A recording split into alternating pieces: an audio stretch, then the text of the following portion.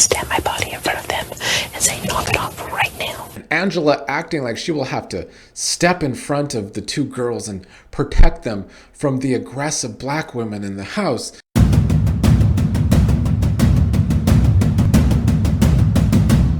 What is up, everybody? Happy Friday. Maybe not in the Big Brother house, as we are coming off of an Angela Blockbuster win, Kamu being evicted. It's almost like I predicted that. Oh wait, I did. I guess my prediction is that Angela probably just wins the Blockbuster anyway. The show did the one challenge that Angela talked about that Tucker gave her the trick to do, and that is magically the Blockbuster the week that Angela is on the block. Just add that to the long line of coincidences that certainly are not a long list of things production has done this season to help the vets. But if they're not helping the vets, why have I predicted pretty much most of this season? If you go back and watch my videos this season, I have predicted things because it's been clear as day since the start where production lies this season. So anyone out there acting like, oh my God, it's such a big feat that Angela won the Blockbuster. Oh my God, can you believe Angela won the Blockbuster? I predicted it 2 days ago because it was obvious. Like, I know I'm smart as hell, but this season is also predictable if you're truly paying attention to what's happening. And what's happening behind the scenes is more important than what's happening in the game, because there actually isn't a whole lot of gaming to talk about if we're being real. And in fact, we're starting with the Karen Watch.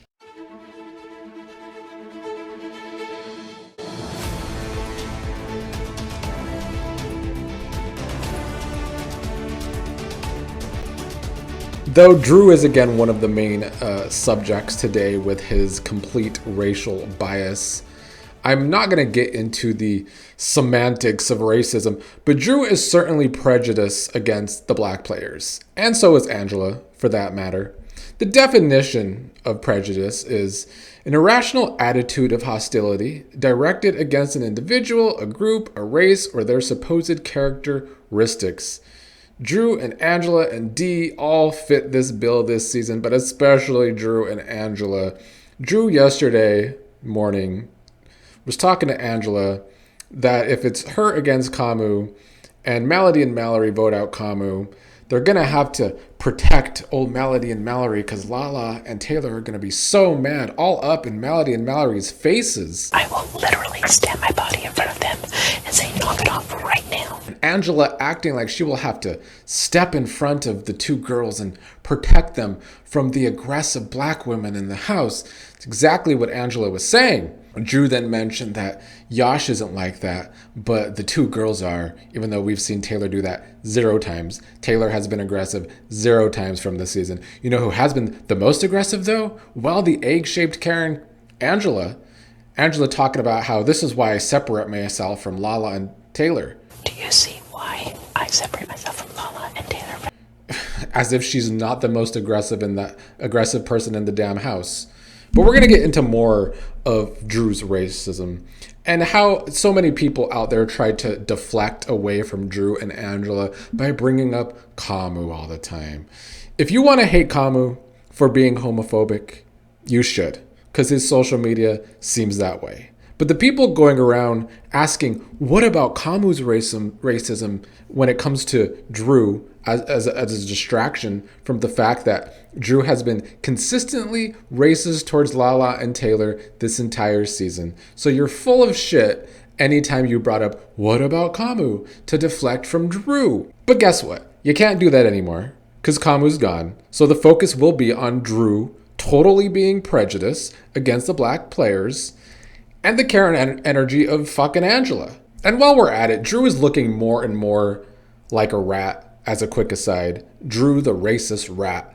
Drew is so prejudiced to Lala and Taylor, thinking that they're always going to be so aggressive. Like I said, Taylor has yet to be aggressive in this game. Meanwhile, for 48 hours straight the past 2 days, Devins has been super aggressive with Drew and in threatening ways. Yesterday, Devins told Drew, I know that you four are tight talking about the Boar Four, saying that unfortunately you and Barrett are responsible for Mallory and Melody's votes. If they go rogue, it all gets burnt down. So Devin's threatening to burn Drew and Barrett's game down if Mallory and Melody don't vote the way that they are expected to vote. When Drew talked to Dee about this, he tried to tell Dee he was right to go to Devin's the day before to let Devin's know that the two girls, Eminem, were kind of afraid to vote a certain way, maybe not going to vote the way that they wanted. But Drew is realizing that they maybe don't trust him as much as he wishes they would. Dee still saying that she did trust Drew. Drew saying that Devin scared me that he was going to blow our asses up if something goes wrong. And then Dee added to the threat, saying he will and I will join. It's really up to you to make sure they don't fuck around. Again, this is definitely threatening behavior from Devins and Dee. So not only have we never, ever in the history of the show seen this week of gameplay from the likes of Drew and Barrett, being so loyal to these vets who would just blow them up, threatening to blow them up, and they just say, yes, we'll do whatever you want. We'll make it happen. They don't take the threat in a way of being like, wow, they don't trust me. Let me play against them. No, it's just we'll fall in line. But then Drew goes around and calls the two black women aggressive when Devins has been the most aggressive person the past 48 hours. So yeah, again, Lala and Taylor, so scary to Drew, but Devins and Dee are the ones threatening him and being aggressive. And it's crickets from Drew. Drew is just being the doormat bitch that he has been all season for the vets. Angela then went to Melody, telling Melody that she would protect her from the big bad Lala and Taylor if, they're upset after the way Melody and Mallory votes. Again, the only person to totally lose their shit this season is the egg-shaped Karen. We'll talk a little more about yesterday before the vote, but first, some other racially charged comments from Drew. Lala was upset about being left out of the vote last night. She did not react aggressively, especially against Melody and Mallory, like Drew was saying that they were going to need protection from Lala. So Drew makes it about how Lala is staring at him, saying nothing. Like, yo, fucking speak up. Say something.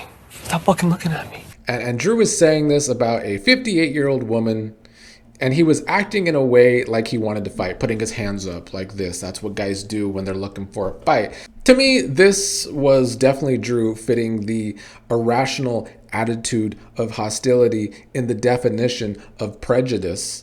And look who really has the aggressive hatred in his eyes. Later, after D1 HOH, Drew pitched that they keep Lala a few more weeks because she can be the first juror and she can cook for us in jury. And this comment was the tip of the iceberg for me when it comes to goddamn Drew. I found this comment so gross. And Lala has said that she only cooks because people do gotta eat. But nobody really has appreciated it this entire season.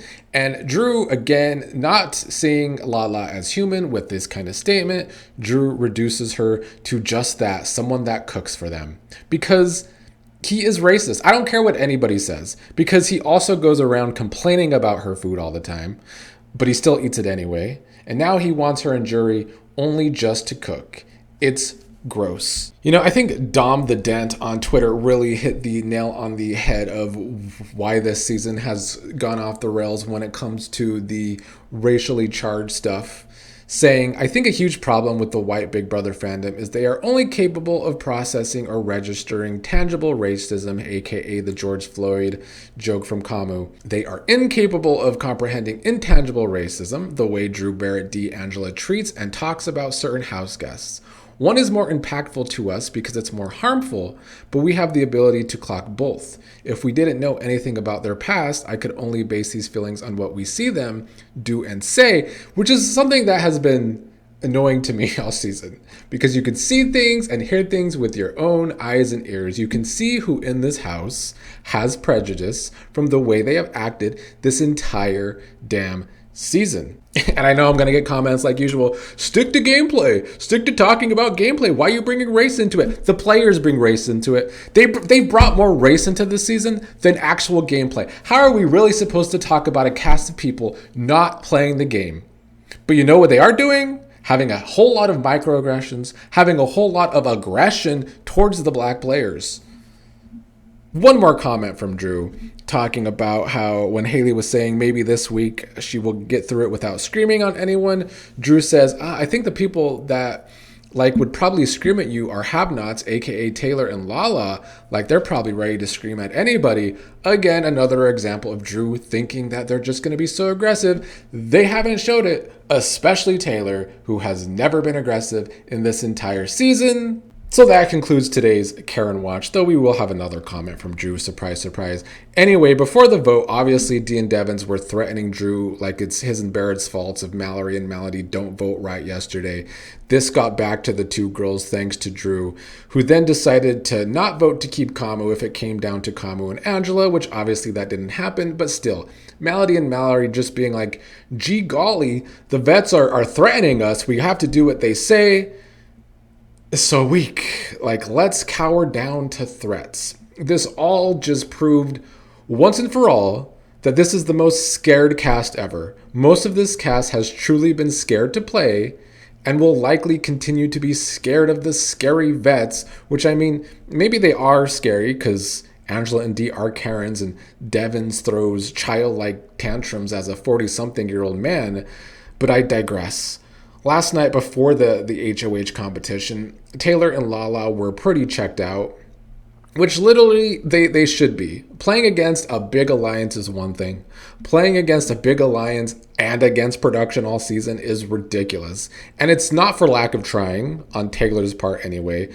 And in fact, we just saw how Yash was being punished this past week for playing the week, for just playing the game in general as HOH, and he dares goes after the vets.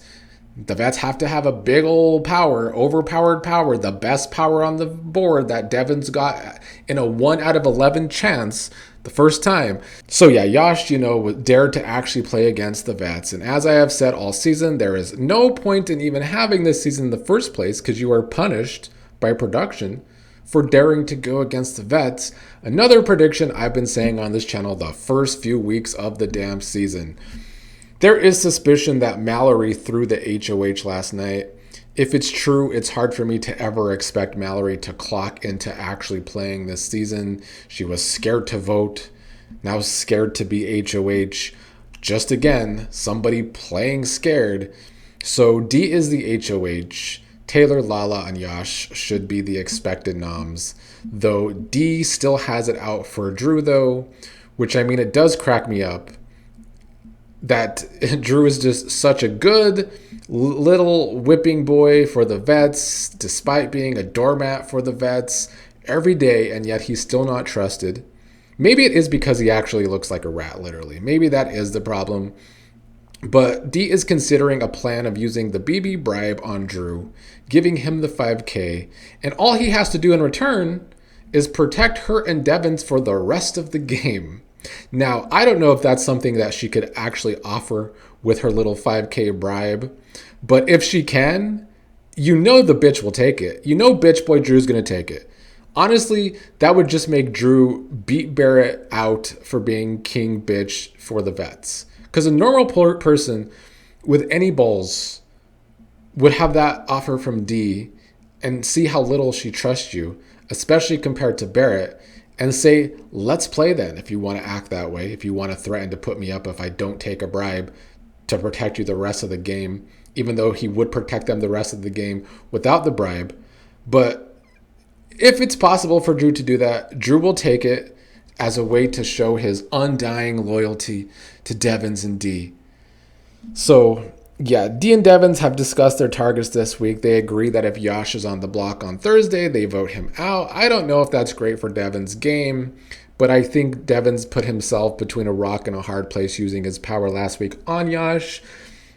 Because with Yash out of the game, there should be a big old target on Devins as the guy left in the game that is a huge target, a huge threat. But at that same time, it's like, can he trust Yash now because he just screwed Yash over? I don't know. Devin's game to me has become shit, but maybe D this week will grow her target again. Maybe each week D and Devin's will just take turns growing their targets. I mean, it probably won't matter anyway because who's going to go after them? Taylor and Lala are two of the have-nots this week with Mallory. They say they won't be cooking. They better stick to that. They're also clocking the microaggressions, though I don't know if they are clocking the full-blown prejudice against them. I do want to say that Haley did defend Taylor when Drew tried to lie on Taylor and say that Taylor was sleeping and didn't come up to Dee's HOH when she won the first time. Haley said that was a lie, and Drew said, yeah, maybe I made that up. So Drew always talking shit about Taylor constantly. Haley's sticking up for her. Haley's really trying not to be on my Karen watch in the postseason, but we'll see how she does with Lala this week, if she makes it personal there. We then had to endure Devins and D gloating. Devin saying, when two Survivors players came on Big Brother, did you know that we were going to absolutely dominate the first half of the game? Yes, domination, even though they have managed to fail upward. If you really go back and look at the Vets games, they have failed upward. They've had some terrible decision making in this game, but they failed upward. I wonder why. Maybe because production wanted them to be safe the first half of the game. Like, what really should have tipped anyone off that is not a believer that production has not meddled in this entire game was the week that the Vets spent 2 weeks trying to get Drew up on the block. They got him up on the block.